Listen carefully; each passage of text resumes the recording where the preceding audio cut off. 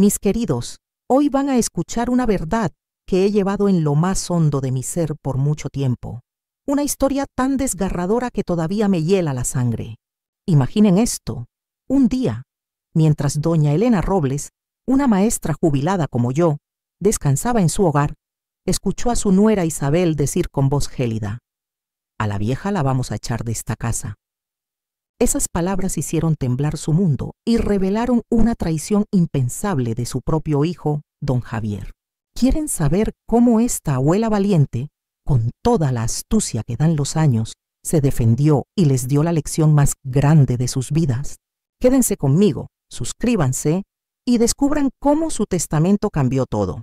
La justicia es un platillo que se sirve frío, y lo que pasó después nadie lo esperaba. Mis queridos, después de esa introducción tan fuerte, permítanme llevarlos de la mano a esa tarde fatídica. Aquel día, el sol de noviembre en Guadalajara era tan plácido como siempre, pero mi paz estaba a punto de hacerse pedazos.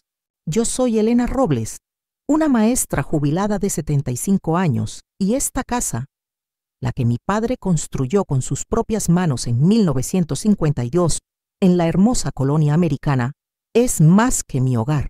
Es mi memoria, mi refugio, el lienzo de toda mi existencia. Aquí nacieron mis sueños, aquí crié a mi querido Javier, aquí vi a mis nietos Valentina y Andrés corretear por los pasillos, llenando cada rincón de risas. Esta casa es el latido de mi corazón. Y yo siempre pensé que aquí daría mi último aliento, rodeada de mis recuerdos. Pero, oh, mis queridos, la vida tiene formas muy crueles de recordarnos que no todo está bajo nuestro control. Esa tarde, el cansancio me había vencido después del almuerzo. Era mi costumbre echarme un ratito en mi recámara, buscando alivio para un dolor de cabeza persistente que no me dejaba tranquila.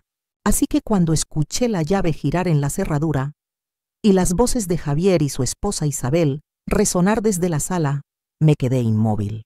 Pensé que habían llegado del trabajo más temprano de lo habitual. No quise preocuparlos con mis malestares. Ya saben cómo son los hijos, se angustian por uno. Además, a decir verdad, últimamente Isabel siempre encontraba algún pretexto para señalar mis descuidos. Señora Elena, se le olvidó cerrar la llave del gas. Abuela, no se tomó sus pastillas a tiempo. Ya no haga tanto que hacer, está muy pesado para usted. Siempre algo, una crítica velada o una preocupación forzada. Así que preferí fingir que dormía, sumergida en el silencio de mi cuarto. Desde mi habitación, las voces de Javier e Isabel llegaban como un murmullo distante, como el zumbido de una abeja que no se sabe bien dónde anda. Eran solo sonidos al principio, sin forma, sin sentido. Yo estaba casi dormida, mi mente luchando por no ahogarse en la neblina del dolor de cabeza, cuando de repente un fragmento de conversación se coló por debajo de la puerta, cortando el aire como un cuchillo. La voz era la de Isabel y las palabras. Ay, mis queridos, esas palabras se me clavaron en el alma como espinas. A la vieja la vamos a echar de esta casa. Mis ojos se abrieron de golpe. Mi dolor de cabeza, mi cansancio, todo desapareció en un instante, reemplazado por un frío gélido que me recorrió de pies a cabeza. ¿Qué había dicho? ¿Echar a quién? A la vieja. Se refería a mí. No podía ser. Mi corazón, que antes latía con el ritmo suave del descanso, ahora martillaba en mi pecho como un tambor de guerra. Era un golpe seco, brutal, una bofetada helada en el rostro de mi tranquila existencia. Después de la frase de Isabel, escuché a Javier decir algo, pero no pude entender sus palabras exactas. Sin embargo, el tono de su voz era inconfundible. Era el mismo tono que usaba cuando era niño y había hecho alguna travesura, cuando sabía que había roto algo o se había metido en problemas, y hablaba con esa mezcla de arrepentimiento y nerviosismo, tratando de minimizar la culpa. Mi hijo, mi Javier, el niño que crié con tanto amor, ¿estaba involucrado en esto? La posibilidad me parecía una pesadilla. Traté de aguzar el oído, de estirarme para escuchar más, pero fue inútil. Sus voces se volvieron más suaves, casi inaudibles, como si de repente se hubieran dado cuenta de que alguien podía estar escuchando. Se convirtieron en susurros, en secretos compartidos en la penumbra de su maldad, y allí me quedé, inmóvil en mi cama, fingiendo que el sueño me había vencido, pero por dentro, una tormenta de hielo se desataba en mis venas. Mis queridos, en mis 75 años de vida, con la experiencia que da el tiempo y los 40 años que dediqué a formar niños en las aulas, he aprendido una verdad fundamental.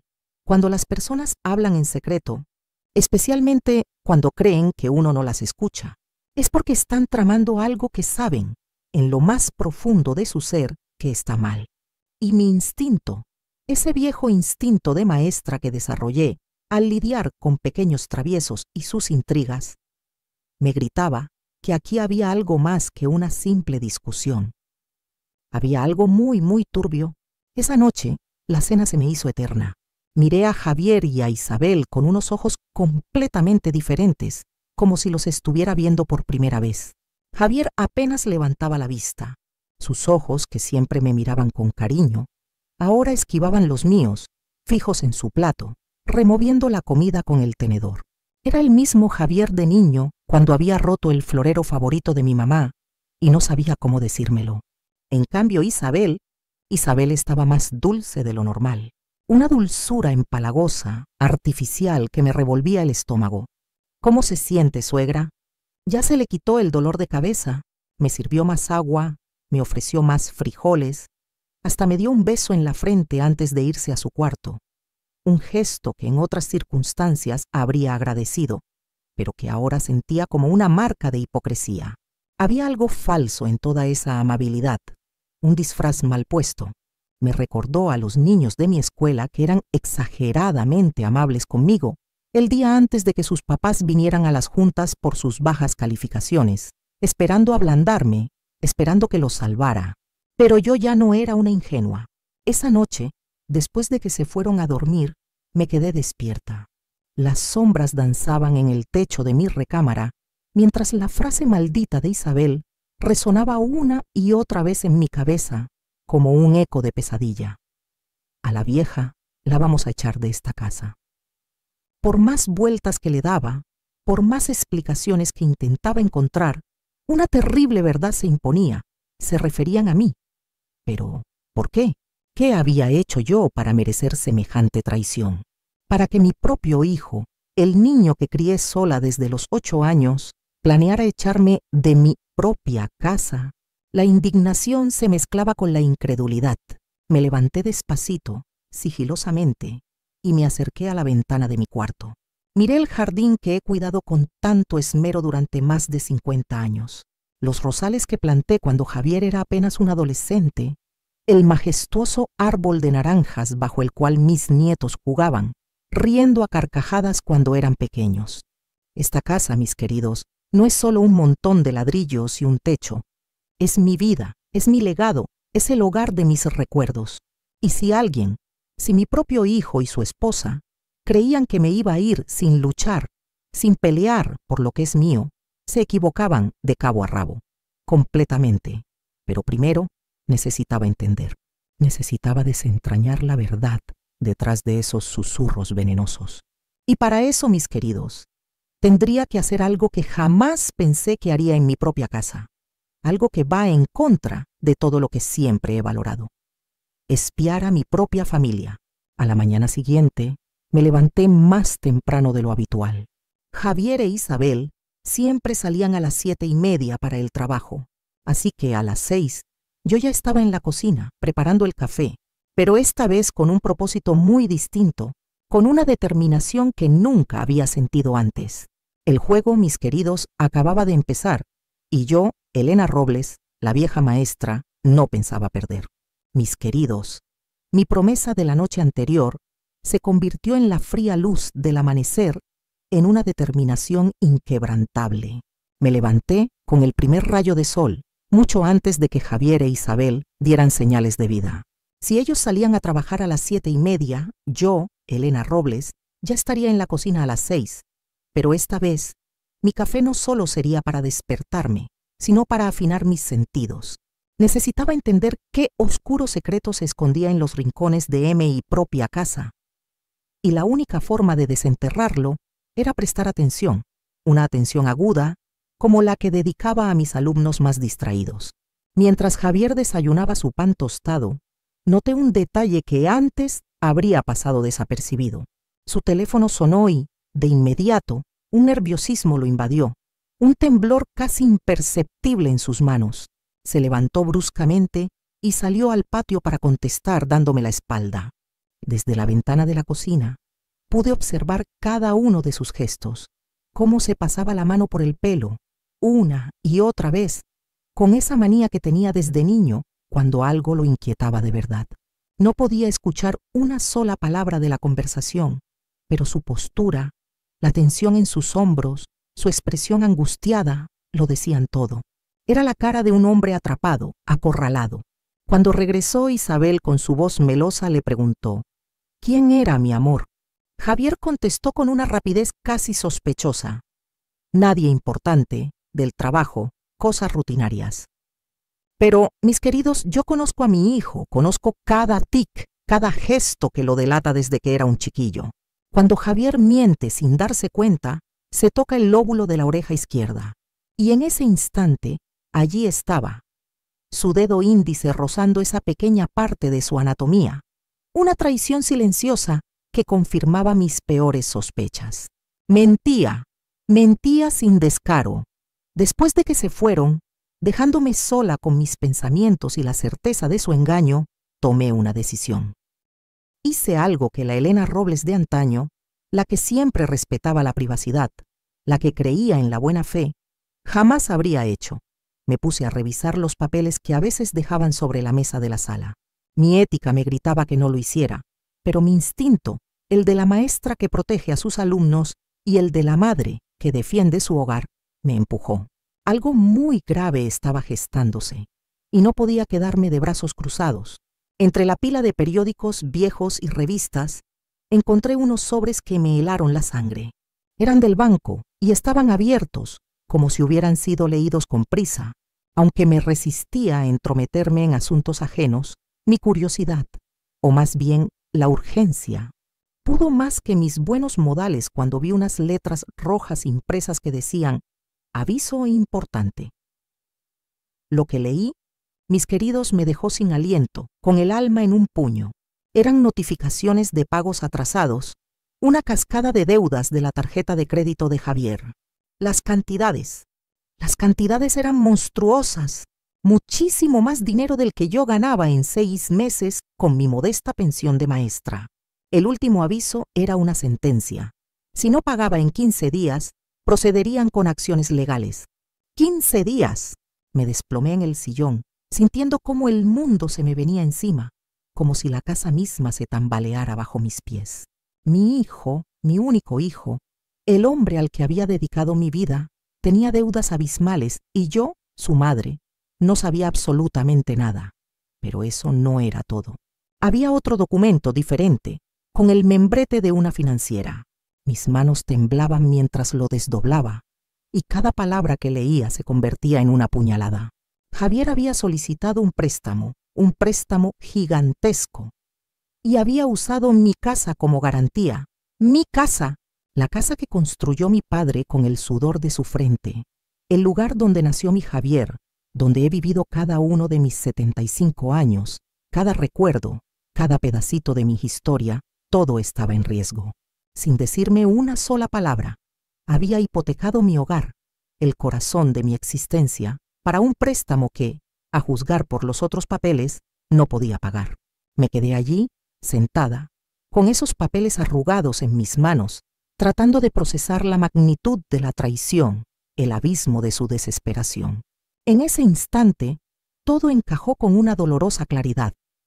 Ahora entendía por qué Isabel había pronunciado esas palabras venenosas. A la vieja la vamos a echar de esta casa. No era solo por la maldad, o porque ya no me quisieran en su vida. Era mucho más frío, mucho más calculador. Necesitaban vender la casa, mi casa, para salvar a Javier de sus gigantescos problemas financieros. Mi hogar, mi refugio, mi legado, toda mi vida, iba a ser sacrificado para rescatar a mi hijo de las consecuencias de sus propias irresponsabilidades. Esa tarde, cuando Javier e Isabel regresaron del trabajo, los observé con una mezcla de tristeza y una rabia profunda que nunca antes había experimentado. Javier se veía demacrado, más envejecido, como si el peso de sus secretos lo estuviera aplastando. Su andar era lento, su mirada perdida. Isabel, en cambio, parecía estar interpretando un papel en una obra barata. Llegó con una bolsa del mercado y con una voz falsamente dulce me dijo: «Suegra querida, le traje sus galletas favoritas, esas de chocolate que tanto le gustan». Su sonrisa era tan postiza, tan llena de falsedad, que tuve que contener las ganas de gritarle que ya sabía todo, que sus engaños eran tan transparentes como el agua. Durante la cena intenté, con toda la astucia de mis años, sonsacarles información sin que se dieran cuenta de que yo ya conocía la verdad. «Hijo», le dije a Javier con una voz que pretendía ser casual, «te veo muy preocupado últimamente. ¿Todo está bien en el trabajo?». Su rostro se encendió como un jitomate maduro y comenzó a tartamudear. «Sí, mamá, todo bien, solo que hay mucho trabajo, ¿sabes? La oficina está muy pesada». Isabel, rápida como una víbora, interrumpió, cambiando de tema con una agilidad sorprendente. «Ay, suegra, mejor cuéntenos qué hizo hoy. Fue a visitar a doña Carmen. ¿El jardín está floreciendo bonito?». Pero yo, mis queridos, ya no era la ingenua de antes. No me iba a dejar distraer tan fácilmente. Después de la cena, mientras lavaba los platos, con el agua corriendo para disimular mis movimientos, escuché las voces de Javier e Isabel en la sala, bajas, casi inaudibles. Me acerqué sigilosamente, paso a paso, como una sombra, y logré escuchar parte de su conversación. «No podemos esperar más, Javier», decía Isabel con una frialdad que me erizó la piel. «Cada día que pasa, la deuda crece con los intereses». Mi hijo suspiró profundamente, un suspiro cargado de resignación. «Lo sé, pero no sé cómo decírselo. Es mi mamá, Isabel. Esta casa es su vida». «Pues va a tener que entender», replicó ella con una voz cortante, desprovista de cualquier empatía. «Es mejor que viva en un lugar más pequeño a que nos quiten la casa por las deudas. Así, al menos, tendríamos algo del dinero de la venta». Mis queridos, sentí como si me hubieran dado una bofetada helada que me dejó sin aliento.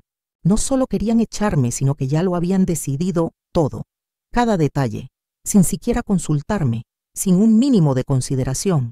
En su mente, yo era solo un obstáculo, un estorbo entre ellos y la solución a sus problemas, la clave para su salida fácil.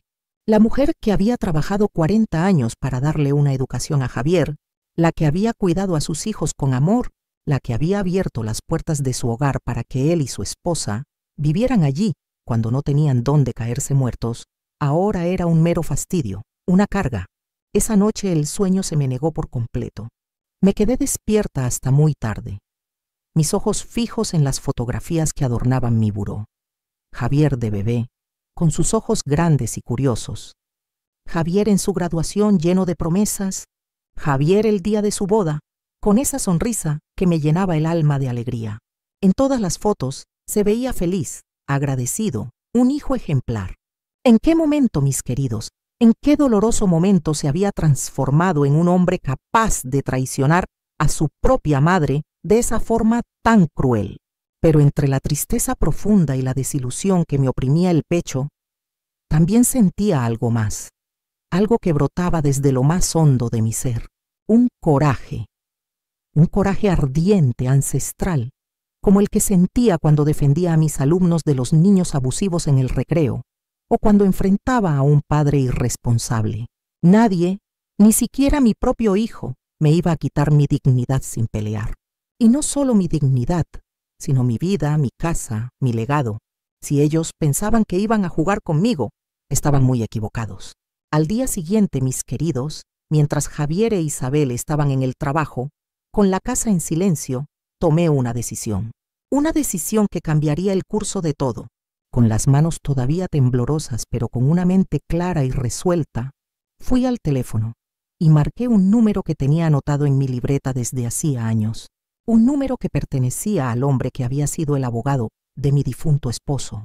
«Licenciado Torres», dije cuando contestó con una voz que sonó más firme de lo que yo misma esperaba. «Soy Elena Robles. Necesito platicar con usted urgentemente sobre unos asuntos legales. Era hora, mis queridos, de que esta vieja maestra les diera a todos una lección que jamás iban a olvidar. El juego, el verdadero juego, acababa de comenzar. Mis queridos, la noticia de que Javier había hipotecado mi casa y que Isabel y él planeaban deshacerse de mí, me había golpeado el alma como un rayo. Pero esa fría determinación que les conté, ese coraje que me ardía por dentro, no me dejó ni un segundo en paz. Ya había ido con el licenciado Torres. Ya había puesto en marcha mi plan de cambiar el testamento, pero la verdad es que aún sentía que no tenía toda la información, que algo más turbio se cocinaba a mis espaldas. Necesitaba pruebas contundentes de su maldad, algo que confirmara la profundidad de su traición, no solo para mí, sino para el futuro de mis amados nietos. Esa tarde, después de que mi nieta Valentina regresó de la escuela, el silencio en la casa era denso, pesado, cargado de una expectativa que solo yo sentía. Con cada paso que daba, mi corazón latía con una mezcla de miedo y una rabia helada. Había una cosa más que debía hacer, algo que contradecía mi naturaleza, pero que las circunstancias me obligaban a realizar. Con una respiración profunda, me dirigí al cuarto de Javier e Isabel. Mis queridos, en mis 75 años, jamás había entrado a la recámara de mi hijo sin su permiso. Para mí, la privacidad era sagrada, un templo de respeto mutuo. Pero ahora, las circunstancias eran, como les digo, extraordinarias. Había sido traicionada, engañada en mi propia casa, y mi instinto de supervivencia me empujaba a cruzar esa línea.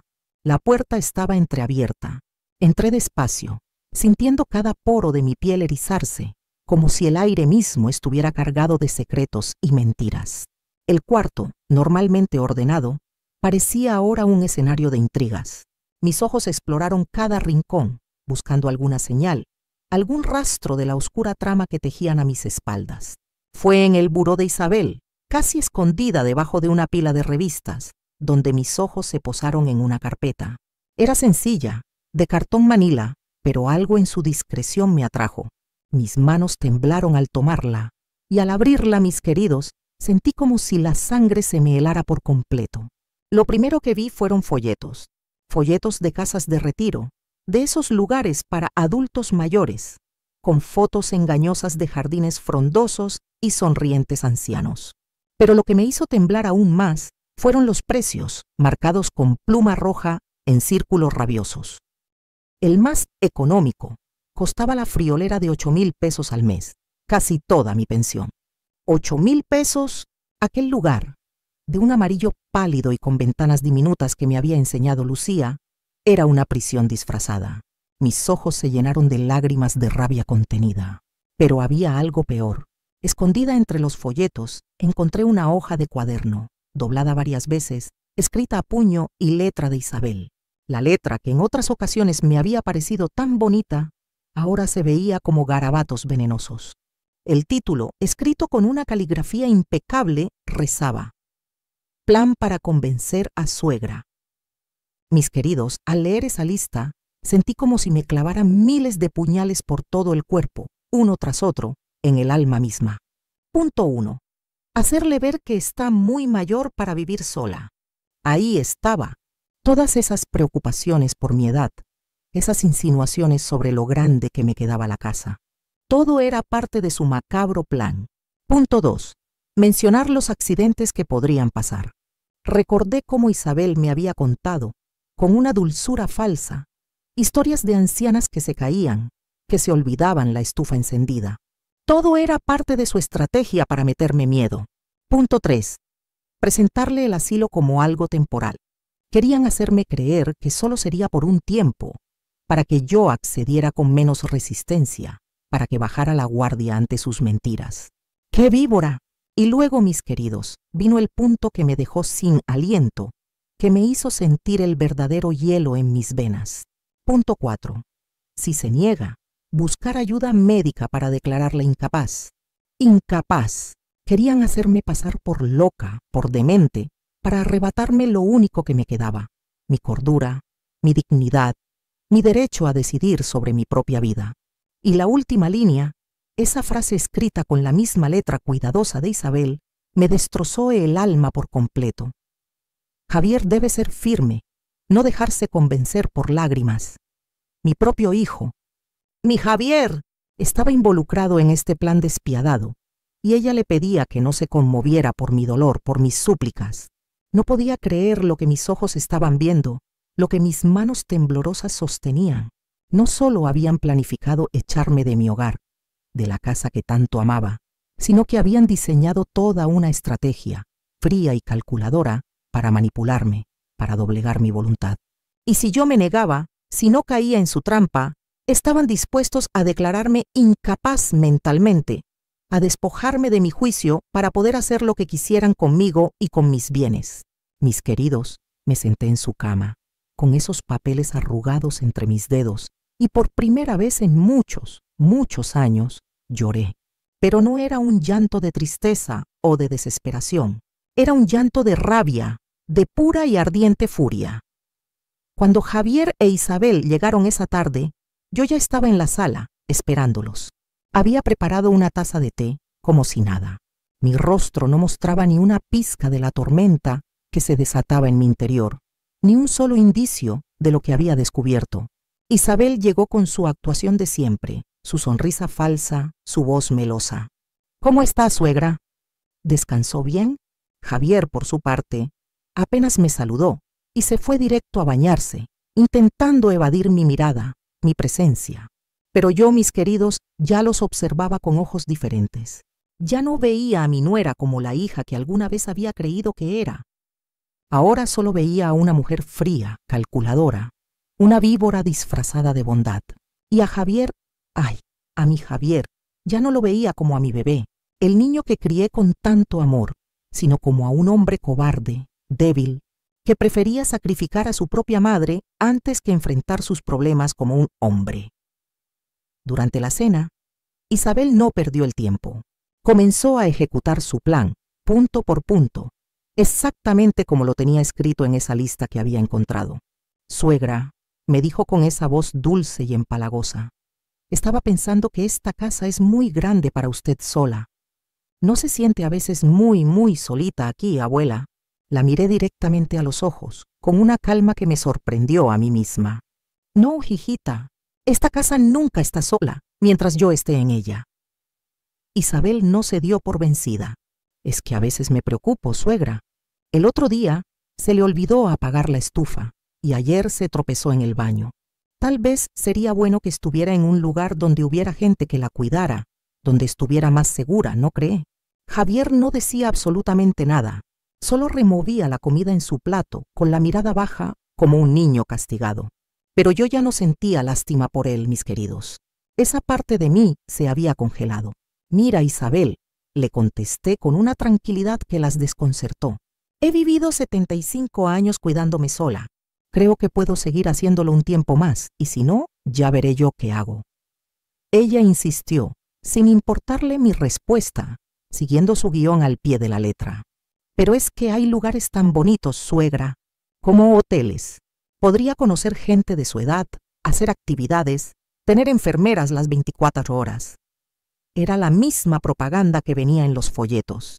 Quería convencerme de que ese asilo era un paraíso, una solución ideal para mi soledad y mis supuestos achaques. Esa noche, mis queridos, después de que se fueron a dormir, creyendo que su plan estaba funcionando a la perfección, tomé una decisión que cambiaría todo para siempre. Fui a mi viejo closet, moví unas cajas llenas de recuerdos y saqué algo que había guardado ahí desde hacía muchísimos años. Era mi testamento, el documento que había escrito hace 5 años, después de que mi difunto esposo, su abuelo, se nos fue al cielo. Era hora de que Javier e Isabel supieran que esta abuela, esta vieja maestra, sabía defenderse, y que su maldad, mis queridos, se les regresaría como un boomerang. Aquella madrugada, el sueño fue un lujo que no me permití. Me quedé sentada en mi cama, con el testamento en mis manos temblorosas, leyendo cada una de sus líneas una y otra vez. En ese documento estaba toda mi vida, mi casa, mis ahorros de toda una existencia dedicada a la enseñanza, mis pocas joyas de familia, todo lo que había trabajado con tanto esfuerzo durante 75 años. Y según ese papel, mi Javier era mi único heredero universal, el depositario de todo mi legado. Pero las cosas, mis queridos, habían cambiado, y mucho. Ya no era ese hijo amoroso y agradecido. Al amanecer, tomé una resolución. Me vestí con mi mejor ropa, el traje negro que uso para ir a misa los domingos, el que me da un aire de dignidad y respeto.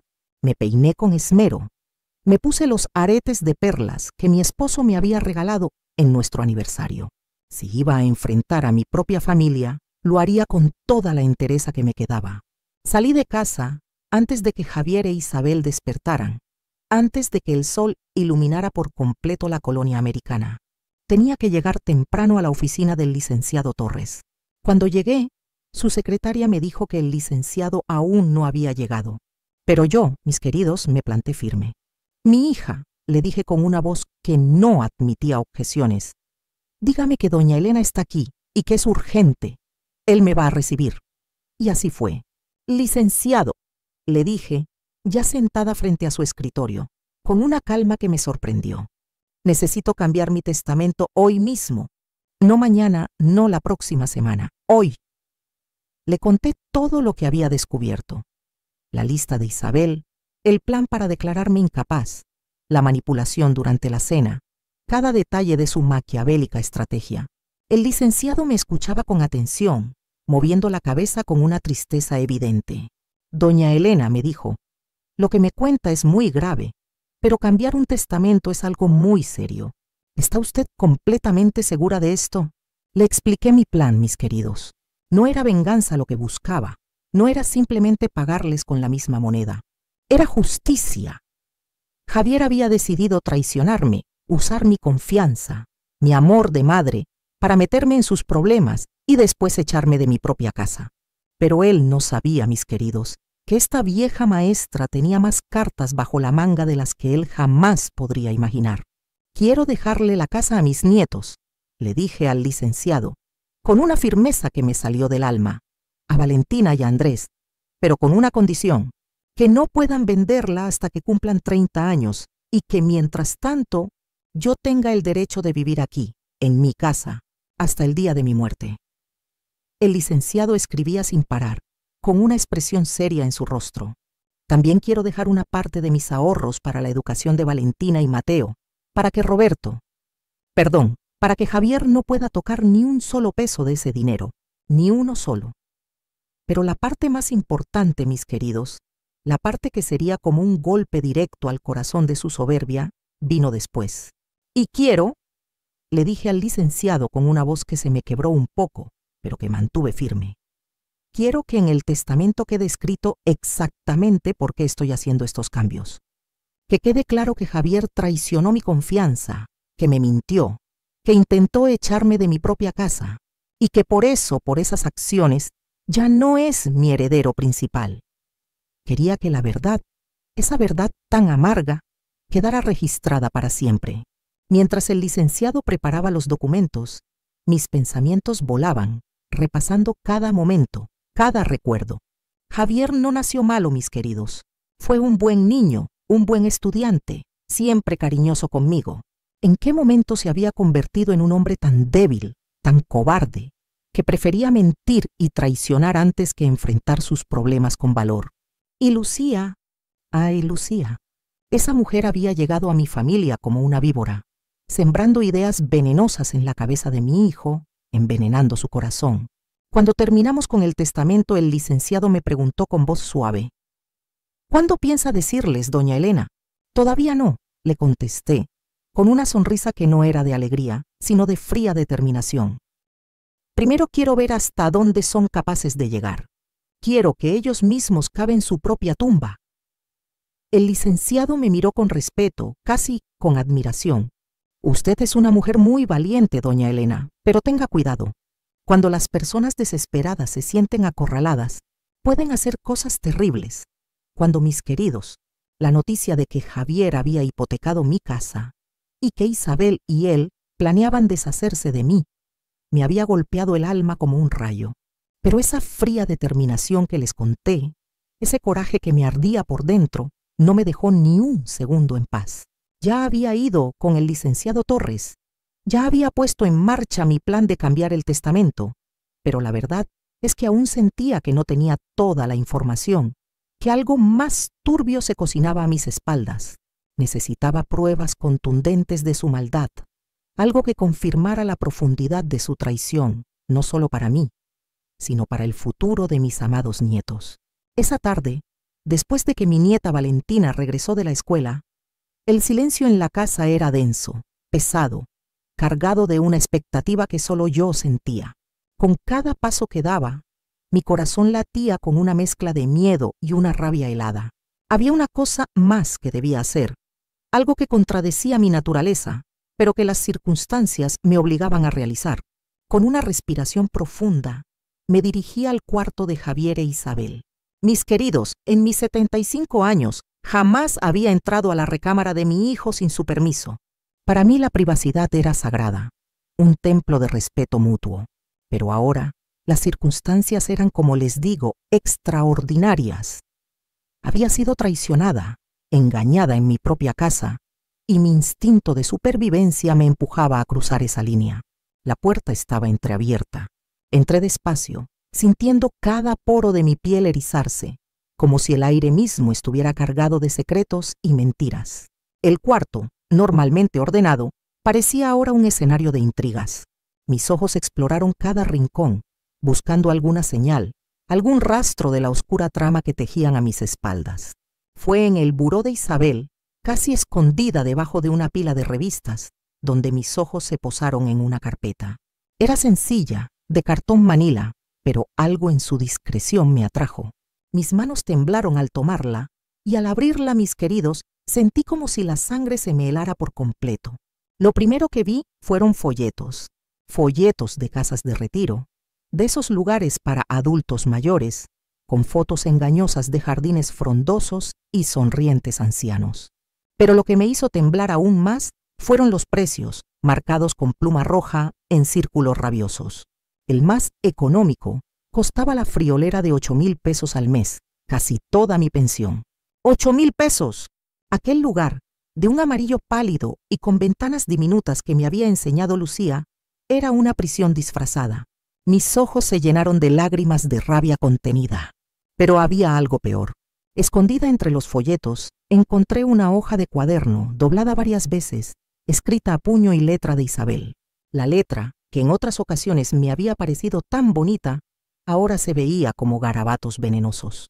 El título, escrito con una caligrafía impecable, rezaba: Plan para convencer a suegra. Mis queridos, al leer esa lista, sentí como si me clavaran miles de puñales por todo el cuerpo, uno tras otro, en el alma misma. Punto 1.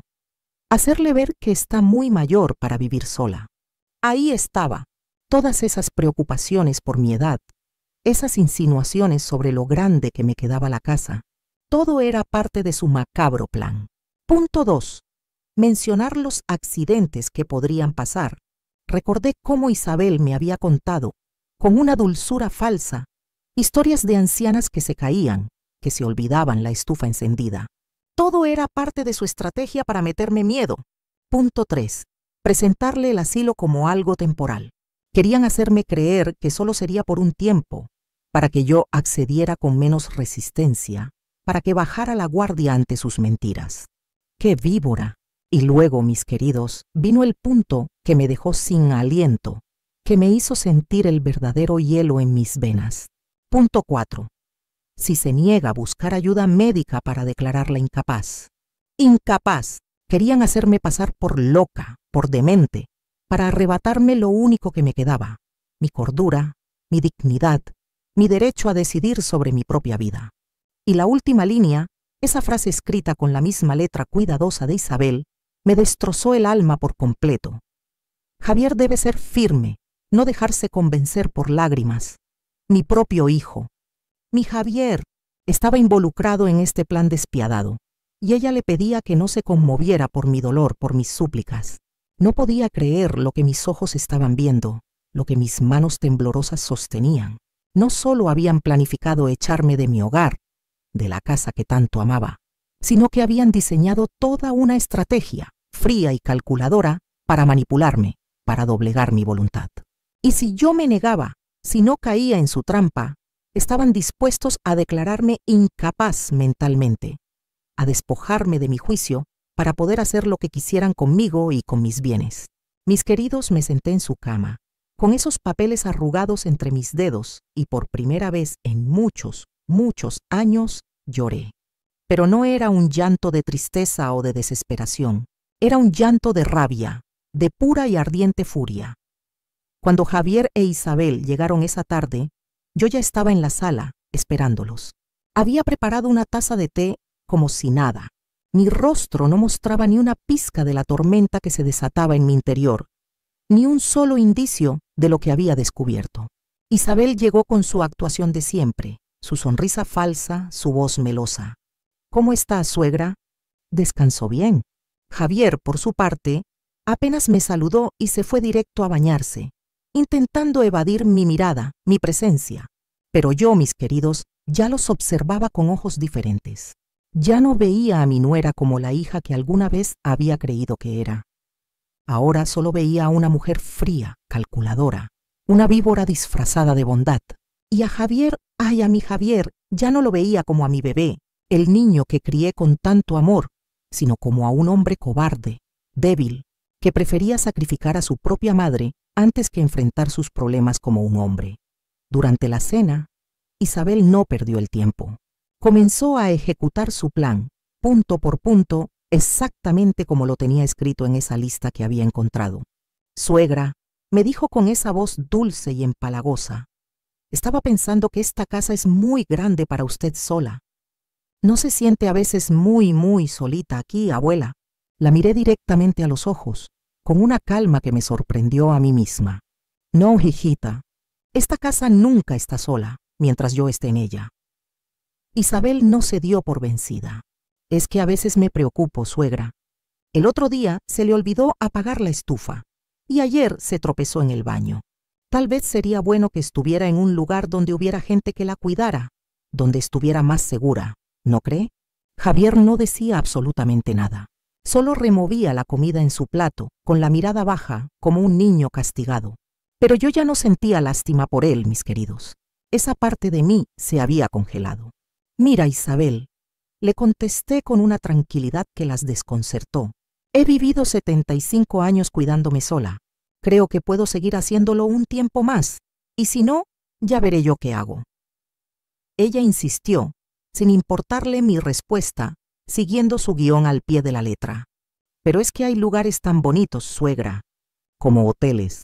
Podría conocer gente de su edad, hacer actividades, tener enfermeras las 24 horas. Era la misma propaganda que venía en los folletos.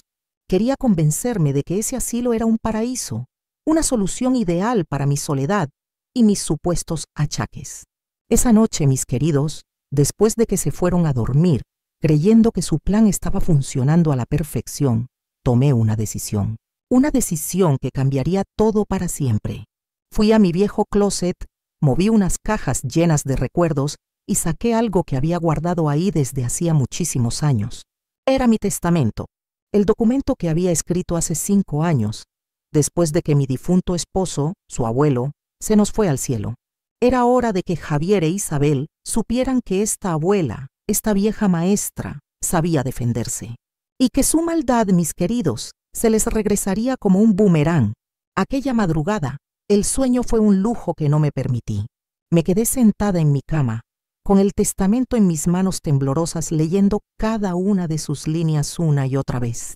En ese documento estaba toda mi vida, mi casa, mis ahorros de toda una existencia dedicada a la enseñanza, mis pocas joyas de familia.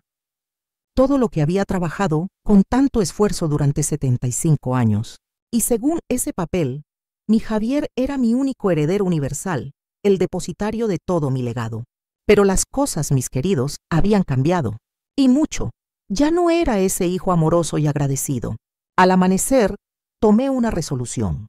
Me vestí con mi mejor ropa, el traje negro que uso para ir a misa los domingos, el que me da un aire de dignidad y respeto. Me peiné con esmero.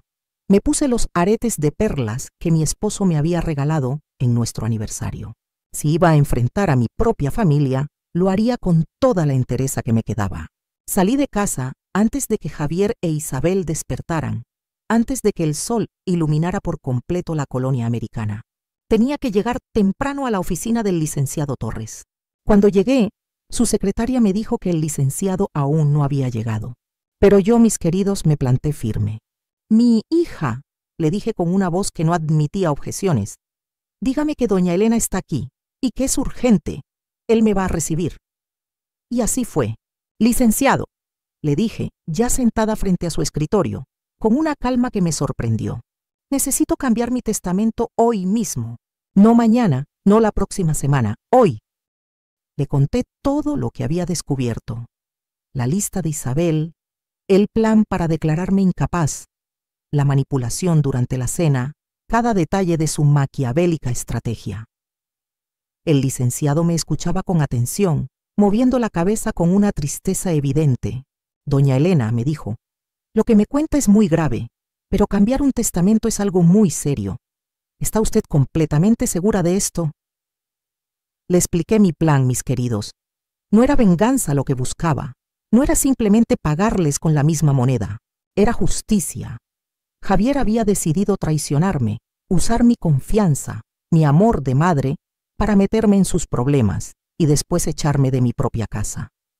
Pero él no sabía, mis queridos, que esta vieja maestra tenía más cartas bajo la manga de las que él jamás podría imaginar. «Quiero dejarle la casa a mis nietos», le dije al licenciado con una firmeza que me salió del alma. «A Valentina y a Andrés, pero con una condición, que no puedan venderla hasta que cumplan 30 años y que, mientras tanto, yo tenga el derecho de vivir aquí, en mi casa, hasta el día de mi muerte». El licenciado escribía sin parar, con una expresión seria en su rostro. «También quiero dejar una parte de mis ahorros para la educación de Valentina y Andrés, para que Javier no pueda tocar ni un solo peso de ese dinero, ni uno solo. Pero la parte más importante, mis queridos, la parte que sería como un golpe directo al corazón de su soberbia, vino después. Y quiero», le dije al licenciado con una voz que se me quebró un poco, pero que mantuve firme, «quiero que en el testamento quede escrito exactamente por qué estoy haciendo estos cambios. Que quede claro que Javier traicionó mi confianza, que me mintió, que intentó echarme de mi propia casa, y que por eso, por esas acciones, ya no es mi heredero principal». Quería que la verdad, esa verdad tan amarga, quedara registrada para siempre. Mientras el licenciado preparaba los documentos, mis pensamientos volaban, repasando cada momento, cada recuerdo. Javier no nació malo, mis queridos. Fue un buen niño, un buen estudiante, siempre cariñoso conmigo. ¿En qué momento se había convertido en un hombre tan débil, tan cobarde, que prefería mentir y traicionar antes que enfrentar sus problemas con valor? Y Isabel, ay Isabel. Esa mujer había llegado a mi familia como una víbora, sembrando ideas venenosas en la cabeza de mi hijo, envenenando su corazón. Cuando terminamos con el testamento, el licenciado me preguntó con voz suave, «¿Cuándo piensa decirles, doña Elena?» «Todavía no», le contesté, con una sonrisa que no era de alegría, sino de fría determinación. «Primero quiero ver hasta dónde son capaces de llegar. Quiero que ellos mismos caven su propia tumba». El licenciado me miró con respeto, casi con admiración. «Usted es una mujer muy valiente, doña Elena, pero tenga cuidado. Cuando las personas desesperadas se sienten acorraladas, pueden hacer cosas terribles».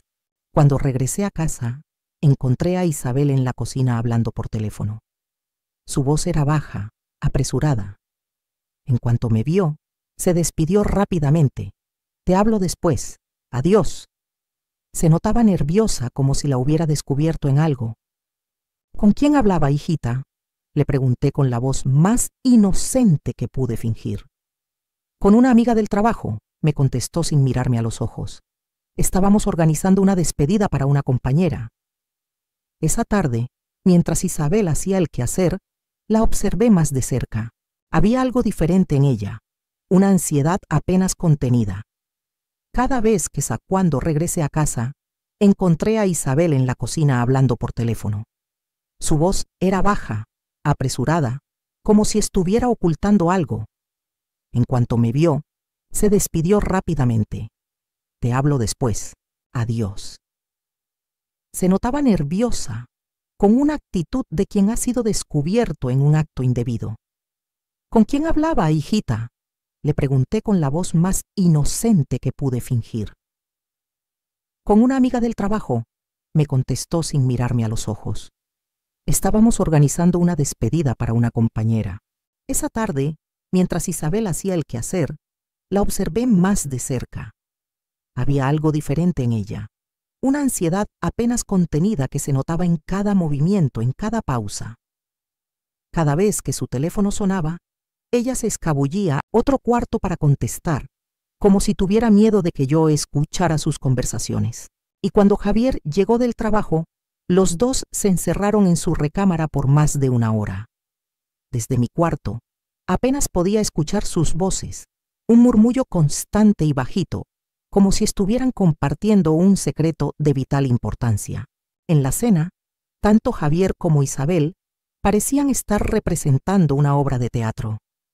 Su actuación era forzada, sus palabras calculadas. Javier me preguntó con una amabilidad que no le era natural.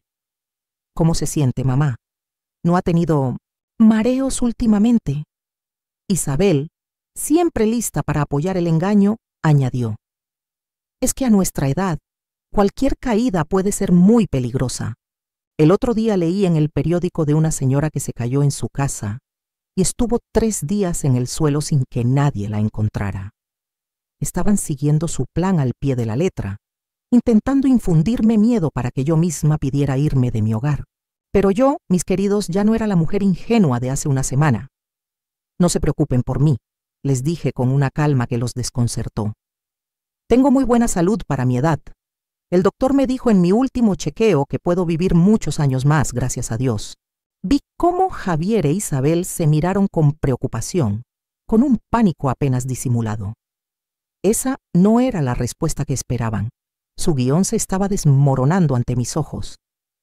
Después de la cena, me fui a mi cuarto y fingí que me había quedado dormida temprano. Pero en realidad, estaba muy despierta esperando.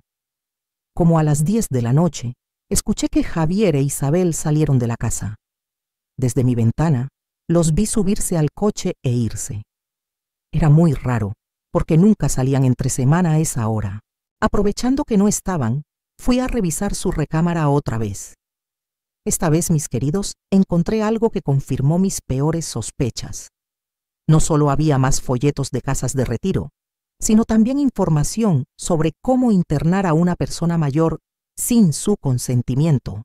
Había papeles médicos impresos de Internet sobre demencia senil y pérdida de capacidades mentales. Incluso una hoja con el nombre y teléfono de un doctor que, según las notas, podía ayudar en casos difíciles. En el buró de Javier encontré algo todavía peor: estados de cuenta de sus deudas que mostraban que la situación era mucho más grave de lo que yo pensaba. No solo debía dinero de las tarjetas de crédito, sino que también tenía deudas con prestamistas particulares. El último papel era una amenaza velada. Si no pagaba en 10 días, las consecuencias serían muy graves para él y su familia. Ahí fue cuando entendí por qué tenían tanta prisa, por qué la desesperación era tan palpable. No era solo que quisieran echarme de la casa por conveniencia, era que estaban desesperados. Javier se había metido en problemas con gente peligrosa, y yo, mi casa, mi vida, mi dignidad, todo iba a ser sacrificado para salvar a mi hijo de las consecuencias de sus malas decisiones. Cuando escuché que regresaban, corrí a mi cuarto y me hice la dormida. Los escuché entrar sigilosamente como si no quisieran despertarme. Desde mi cama, oí que Isabel le decía a Javier: ya hablé con el doctor. Dice que con 2 testimonios de familiares sobre comportamiento errático, puede certificar que necesita cuidados especializados. Javier contestó con un hilo de voz: ¿estás segura de que va a funcionar? Claro que sí, dijo Isabel, con una frialdad que me heló el alma. Una vez que esté internada, podemos vender la casa tranquilos. Ella ya no podrá hacer nada. Me quedé ahí, inmóvil, sintiendo cómo mi corazón se partía en 1000 pedazos. Mi propio hijo estaba de acuerdo en hacerme pasar por loca para poder robarme mi casa. Pero lo que ellos no sabían era que esta maestra vieja había sido más lista que ellos. Al día siguiente, cuando menos se lo esperaran, iban a recibir la sorpresa de sus vidas, porque el Nuevo Testamento ya estaba firmado, y muy pronto iban a descubrir que sus planes malvados se habían vuelto en su contra. Mis queridos, la mañana llegó, y con ella, el día en que Javier e Isabel pensaban llevarme al asilo. Ese lugar lúgubre de paredes amarillas y promesas vacías. Pero yo, Elena Robles, tenía otros planes, mucho más dignos de una maestra que ha luchado toda su vida. Me vestí con mi mejor traje, el negro que uso para ocasiones muy especiales, el que me hace sentir fuerte y digna. Me peiné con esmero y hasta me puse los aretes de perlas que mi difunto esposo me había regalado en nuestro aniversario. Si iba a enfrentar a mi propia familia, lo haría con toda la dignidad que me quedaba, con la cabeza bien en alto. A las 7 de la mañana sonó el teléfono. Era el licenciado Torres. «Doña Elena, ¿está lista?», me preguntó con voz firme. «Mis asistentes ya están en camino a su casa». «Estoy lista, licenciado», le contesté, sintiendo una mezcla de nervios y una emoción que no había experimentado desde mi juventud. Después de 75 años en este mundo, por fin estoy lista para dar la pelea de mi vida. Cuando colgué, un presentimiento de victoria me invadió. Esta vez, mis queridos, la justicia iba a estar de mi lado. Javier se levantó como siempre a las 7:30, pero esa mañana se veía diferente. Tenía cara de no haber dormido, pero también había algo de alivio en sus ojos. Pensaba que hoy se iba a librar de su problema conmigo, que su gran sacrificio para salvarse de sus deudas finalmente se cumpliría. Cuando llegó a la cocina me dijo, con una amabilidad forzada: «Buenos días, mamá. ¿Cómo amaneció?». Era la misma voz que usaba de niño cuando había hecho algo malo, pero intentaba disimularlo.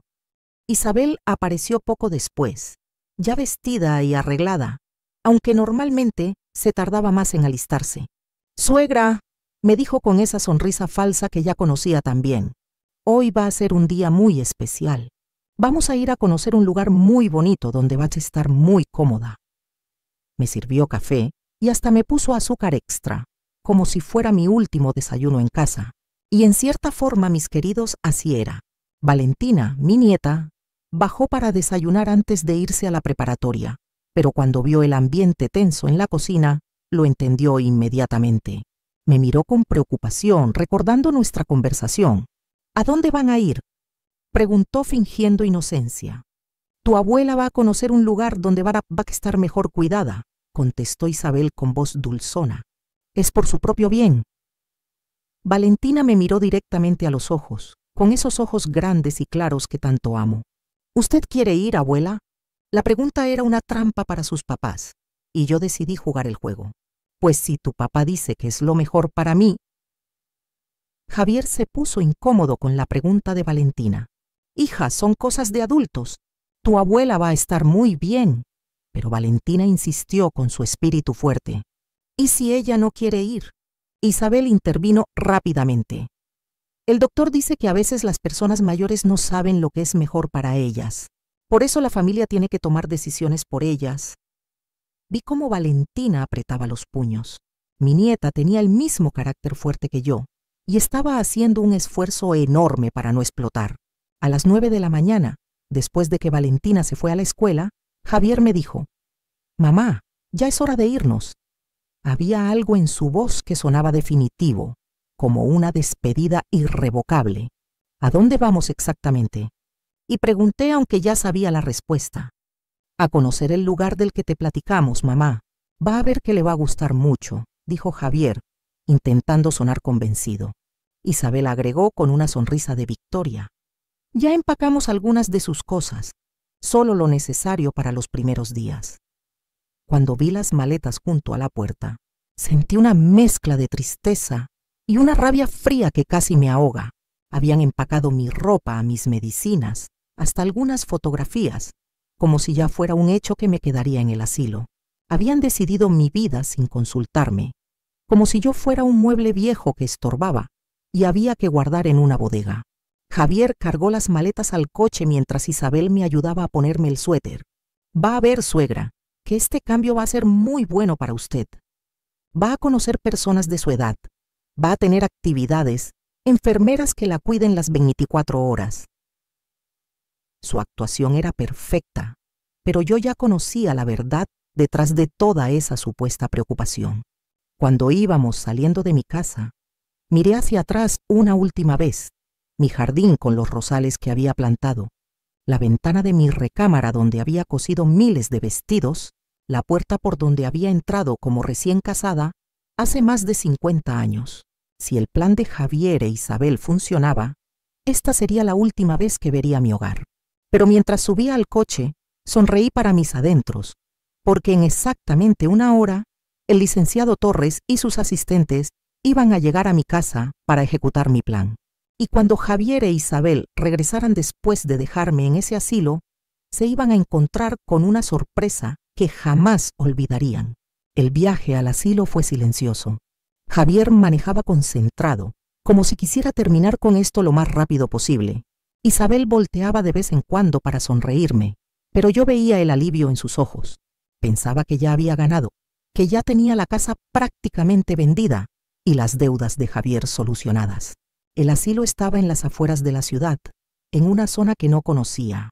Era un edificio grande, pintado de amarillo pálido, con ventanas pequeñas y un jardín descuidado. Nada que ver con las fotos bonitas que Isabel me había enseñado. Cuando entramos, el olor a desinfectante y medicinas me golpeó como una bofetada. Este lugar no era un hogar, mis queridos, era un depósito de personas mayores abandonadas por sus familias. La directora nos recibió con una sonrisa profesional. Familia Robles, qué gusto verlos. Ya tenemos todo preparado para la señora Elena. Había algo en la forma como hablaba que me hizo entender que este lugar estaba acostumbrado a recibir personas que no querían estar ahí. ¿Trajeron los documentos médicos?, preguntó. Javier le entregó una carpeta. Aquí está todo. La evaluación del doctor Herrera y los papeles de autorización familiar. Me senté en una silla mientras ellos llenaban formularios y hablaban de mí como si yo no estuviera presente. La señora tiene algunos episodios de confusión, decía Isabel con una convicción que me helaba la sangre. A veces se olvida de tomar sus medicinas o deja cosas prendidas. Todo era mentira, pero la directora sentía como si fuera lo más normal del mundo. No se preocupen, contestó. Aquí estamos acostumbrados a estos casos. Tenemos personal especializado para pacientes con deterioro cognitivo. Cuando terminaron con el papeleo, la directora me dijo: «Señora Elena, ¿me acompaña para que conozca su nueva habitación?».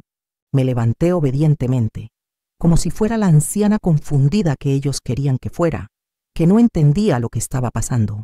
Javier e Isabel me dieron besos de despedida. «Mamá», me dijo Javier, «va a estar muy bien aquí. Vendremos a visitarla pronto».